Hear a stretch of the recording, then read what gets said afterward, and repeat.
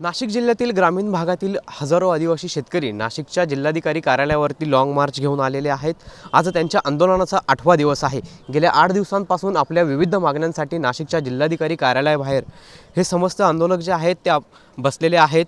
जवळपास 8 दिवस उलटून गेल्यानंतर देखील आंदोलनाचा जो पवित्रा आहे तो या शेतकऱ्यांनी घेतलेला आहे।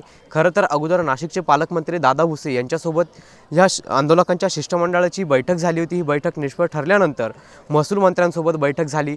त्यानंतर पुन्हा एकदा राज्य सरकारसोबत बैठक झाली। मुख्यमंत्री एकनाथ शिंदे यांच्याकडून या शेतकऱ्यांना मागण्या पूर्ण करण्याचं आश्वासन देण्यात आलं होतं। मात्र त्यानंतर ह्या आंदोलकांकडून जोपर्यंत प्रत्यक्षात फील्डवरती कामाला सुरुवात होत नाही तोपर्यंत आम्ही या ठिकाणाहून आमचं आंदोलन मागे घेणार नाही अशी जी भूमिका आहे ती आंदोलकांनी घेतलेली आहे। त्यामुळे या मागण्यांची अंमलबजावणी होत नाही, आम्हाला खात्री होत नाही तोपर्यंत आम्ही नाशिकच्या जिल्हाधिकारी कार्यालयाबाहेरून जाणार नाही अशी जी ठाम भूमिका आहे या आंदोलकांची आहे। त्यामुळे आज पुन्हा एकदा अप्पर जिल्हाधिकाऱ्यांसोबत या आंदोलकांच्या शिष्टमंडळाची बैठक होणार आहे आणि यानंतर या आंदोलनाची पुढील दिशा ठरणार आहे। त्यामुळे आजच्या या बैठकीत काय निर्णय होतो हे देखील पाहणं आता तितकंच महत्त्वाचं ठरणार आहे। कॅमेरा पर्सन प्रसाद पवारसह पवन येवले, TV9 मराठी, नाशिक।